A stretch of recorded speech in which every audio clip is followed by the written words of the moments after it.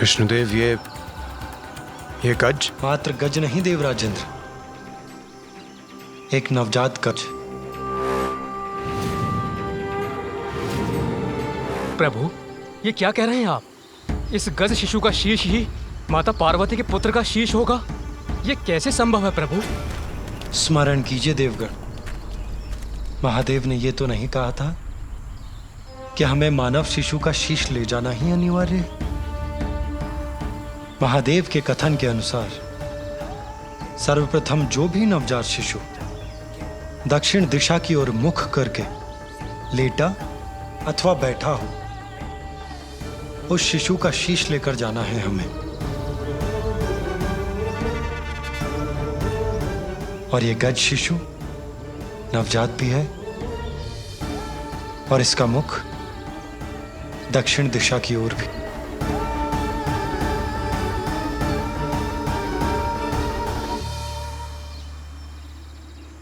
विष्णुदेव, ये गजमाता भी तो मां है। जब ये निद्रा से जागेगी और अपने पुत्र को अपने समीप नहीं पाएगी तो इस मां की भी क्रोधाग्नि जागृत हो जाएगी और तब ये भी भयंकर उत्पात मचाकर सर्वत्र विनाश करेगी। नहीं सूर्यदेव, शिशु के जन्म पर माता उस पर अपना वात्सल्य उड़ेलती है, उसे अपने तन से स्नेहपूर्वक लगाकर उसका पोषण करती है। पल भर के लिए भी उसे अपनी आंखों से ओझल नहीं होने देती। किंतु उसके विपरीत ये गज माता अपने पुत्र से दूसरी ओर मुख करके निद्रामग्न है, अर्थात उसे अपने शिशु का ध्यान भी नहीं। उसने तन और मन दोनों से शिशु का त्याग कर दिया है। और ये नवजात शिशु अपनी माता के समीप होकर भी इस संसार में सर्वथा एकाकी है। इसे एक मां की आवश्यकता है।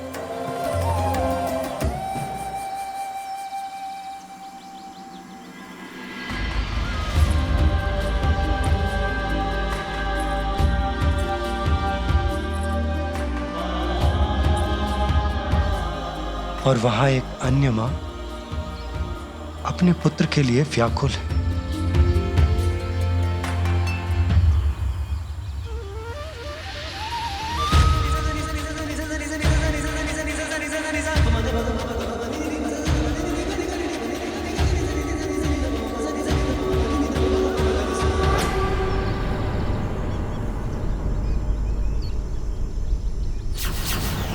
इसके प्राणांत के बाद ये गज शावक मेरे धाम में स्थान पाएगा।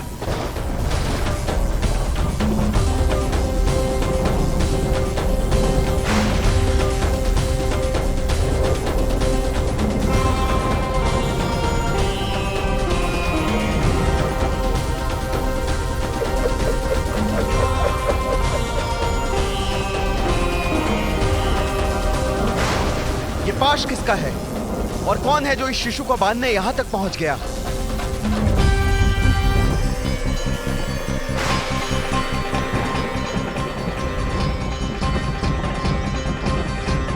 विष्णुदेव, देवराज और सभी देवगणों को मेरा प्रणाम।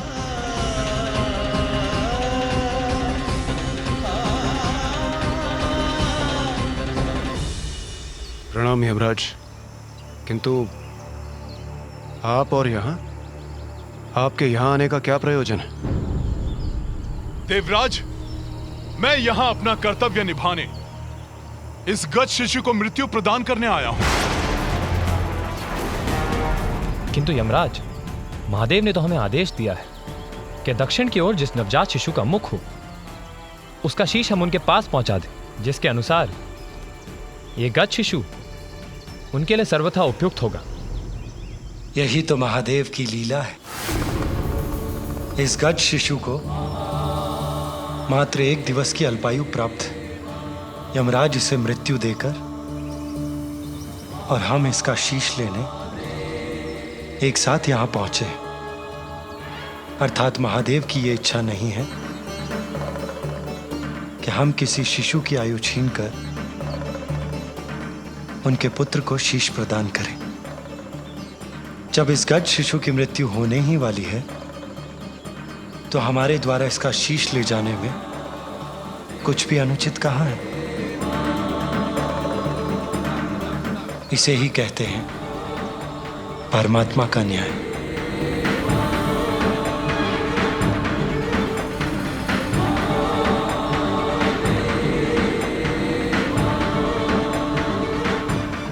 हे श्री हरि, आपके द्वारा इस गज शिशु के शीश को ले जाने के पूर्व मुझे इसके प्राण ले जाने की अनुमति प्रदान करें।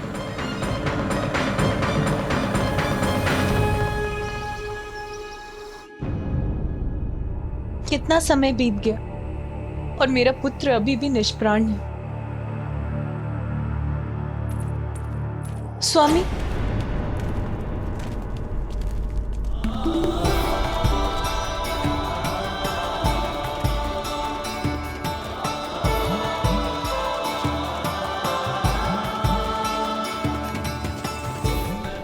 श्री हरि और देवगण लौट रहे हैं, अर्थात उनकी यात्रा सफल हुई। अब पुनः पा सकूंगी मैं अपने पुत्र को।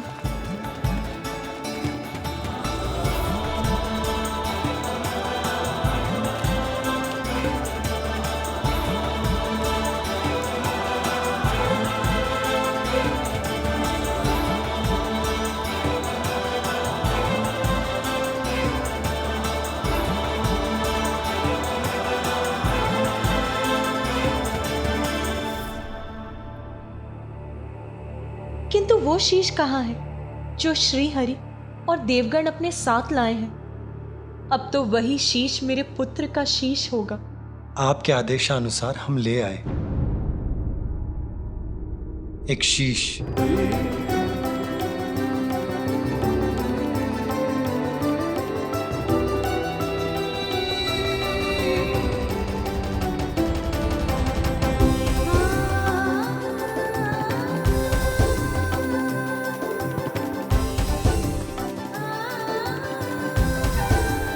सूर्यदेव इस शीश को लेकर उस गुफा के भीतर जाएं, जहां हमारे पुत्र का पार्थिव शरीर स्थित है।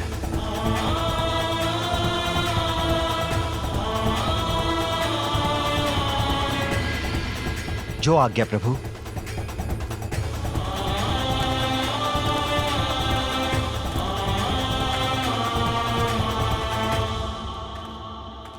प्रभु, मुझे अभी भी एक शंका है। हम नवजात शिशु का शीश तो ले ही आए, किंतु उसे आपके और माता पार्वती के पुत्र के धड़ से कौन जोड़ेगा प्रभु? इंद्रदेव, देवराज होने के नाते इस प्रश्न का उत्तर तो आपको भी ज्ञात होना चाहिए। ये कार्य अश्विनी कुमार करेंगे देवराज। आपको तो ज्ञात ही है, वो अत्यंत निपुण शल्य चिकित्सक हैं। क्यों, उचित कह रहा हूं ना मैं? जी प्रभु। देवराज इंद्र को तो अवश्य ज्ञात होगा, जब अश्विनी कुमारों ने ऋषि दधंग का शीश उनके धड़ से विलग करके उसे पुनः उनकी देह से जोड़ दिया था। ऋषि दधंग को ब्रह्म विद्या का गूढ़ ज्ञान प्राप्त था। ये वो वैदिक विद्या है जिससे देवता देवत्व के चरम तक पहुंच सकते हैं। देवराज इंद्र ने उनसे यही विद्या सीखने का प्रयास किया। मैं देवराज इंद्र हूँ और मैं यहाँ आपसे ब्रह्म विद्या सीखने आया हूँ, इसलिए ये विद्या मुझे सिखाने की कृपा करें। देवराज, ये विद्या तो केवल उन्हें ही सिखाई जा सकती है जो किसी भी अवस्था में इसका कोई दुरुपयोग ना करे। आप देवराज अवश्य हैं, किंतु मुझे यह विश्वास नहीं है कि यह विद्या आपको सिखाना संसार के हित में होगा। ऋषिवर, आपने देवराज इंद्र को यह विद्या सिखाने से मना किया। अगर यह विद्या मुझे प्राप्त नहीं हो सकती तो किसी और को भी नहीं दी जा सकती। ज्ञात रहे, यदि आपने अपने इस मुख से अपनी यह विद्या किसी और को सिखाई तो उसका भीषण परिणाम झेलने के लिए तैयार हो जाइए। मैं आपके शीश को आपके देह से विलग कर दूंगा।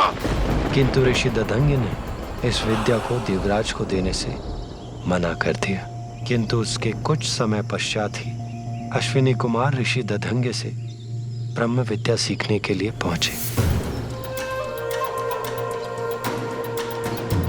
ऋषिवर, प्रणाम ऋषिवर। ऋषिवर, हम अश्विनी कुमार आपसे ब्रह्म विद्या सीखने के लिए आए हैं। इस विद्या का ज्ञान हमें हमारे कार्य में और कुशल बना देगा। यदि आपने अपने इस मुख से अपनी यह विद्या किसी और को सिखाई तो उसका भीषण परिणाम झेलने के लिए तैयार हो जाइए। मैं आपके शीश को आपके देह से विलग कर दूंगा। देवराज की चेतावनी को मुझे इन्हें संकेत द्वारा ही बताना होगा।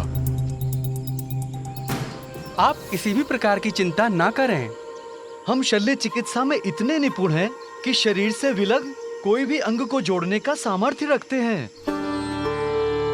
इस प्रकार ऋषिवर अपने मुख से अश्विनी कुमारों को ब्रह्म विद्या का ज्ञान नहीं देंगे, और यदि देवराज इंद्र कुपित होकर उनका शीश विलग करते भी हैं तो वो मात्र।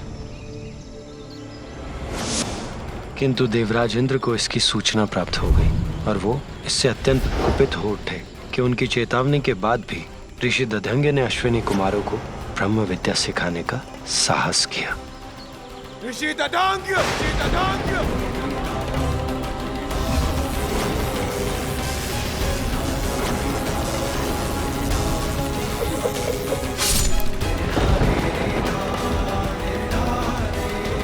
इसके उपरांत दोनों अश्विनी कुमारों ने ऋषि दधंगे के शीश को उनके शरीर पर पुनः स्थापित कर संजीवनी विद्या से उन्हें पुनर्जीवित कर दिया। आप दोनों का कल्याण हो। आप दोनों ने मात्र मेरे जीवन की रक्षा नहीं की, अपितु मेरे धर्म को भंग होने से भी रक्षित किया है। एक गुरु होने के कारण आप दोनों जैसे योग्य शिष्यों को धर्म का ज्ञान देना मेरा धर्म था। यदि देवराज इंद्र के भय से मैं आपको ये ज्ञान दिए बिना लौटा देता, मेरे गुरु होने का धर्म खंडित होता। शल्य चिकित्सा में पारंगत और संजीवनी विद्या के ज्ञाता भी हैं अश्विनी कुमार, इसलिए बालक के शीश को उसके धड़ से जोड़ने के लिए उनका बुलाया जाना स्वाभाविक है और उपयुक्त भी। बालक के शीश को उसके धड़ से जोड़कर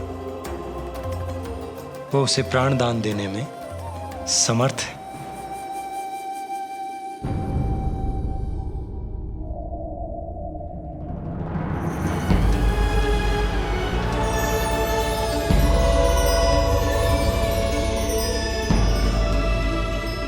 प्रणाम त्रिदेव।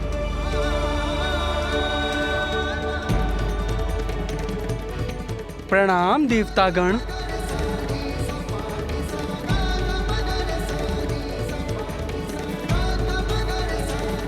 अश्विनी कुमार, मेरे कहने पर विष्णुदेव, इंद्रदेव एवं अन्य देव एक नवजात शिशु का शीश लेकर आए हैं। आप औषधियों के देवता हैं, इसीलिए आप ही मेरे पुत्र के तन से इस शीश को जोड़ने में सक्षम हैं। ये हमारा सौभाग्य होगा महादेव। अब आप अपना कार्य आरंभ करें।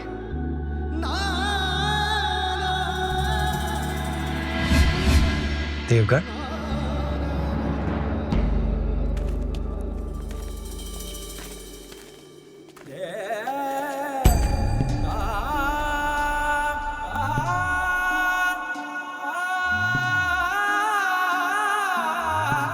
निश्चिंत रहो पार्वती, कुछ ही समय में तुम्हारा पुत्र पुनः तुम्हारे साथ होगा।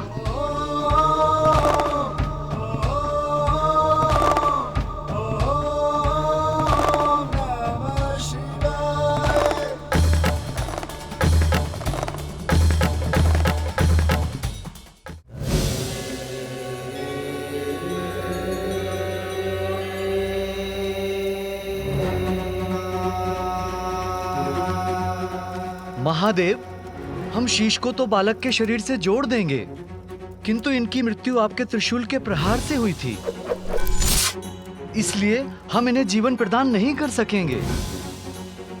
इन्हें प्राण देकर पुनर्जीवित तो आप ही कर सकते हैं प्रभु।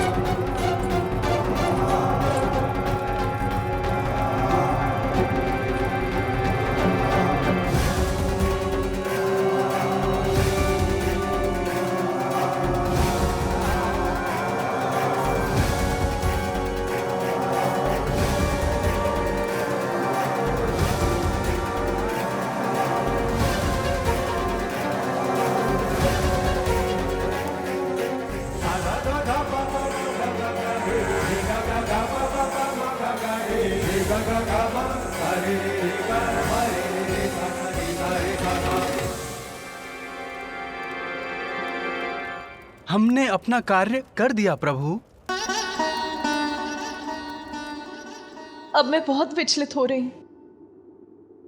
मैं अपनी दिव्य दृष्टि से भीतर देख सकती हूं, किंतु स्वयं देखने पर मैं अत्यंत व्याकुल ना हो जाऊं। देवी सरस्वती, क्या आप मुझे देखकर बता सकती हैं कि वहां क्या हो रहा है?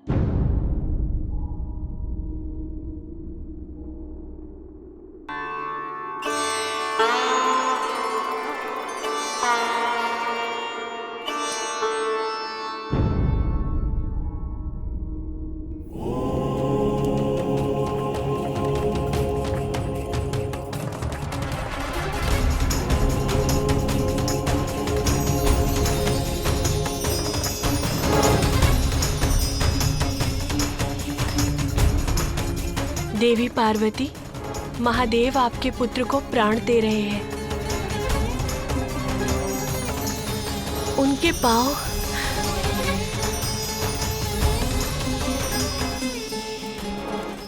और अब उनका उदर जीवन से स्पंदित हो रहा है।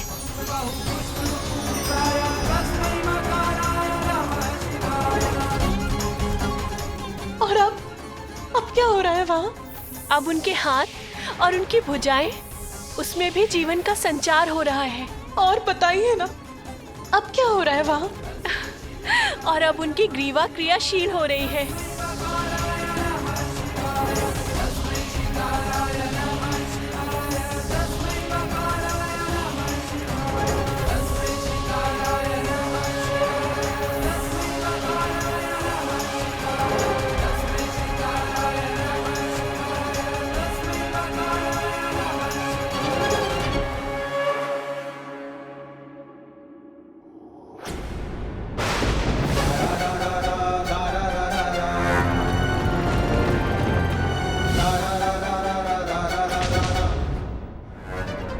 क्या हुआ? आपने अपनी दिव्य दृष्टि क्यों हटा ली? आप मुझे कुछ बता क्यों नहीं रही हैं? वो देवी पार्वती, जैसा मैंने कहा, महादेव आपके पुत्र को प्राण दे रहे हैं। नहीं, कुछ तो है जो देवी सरस्वती मुझे नहीं बता रही। मैं स्वयं जाकर देखती हूँ।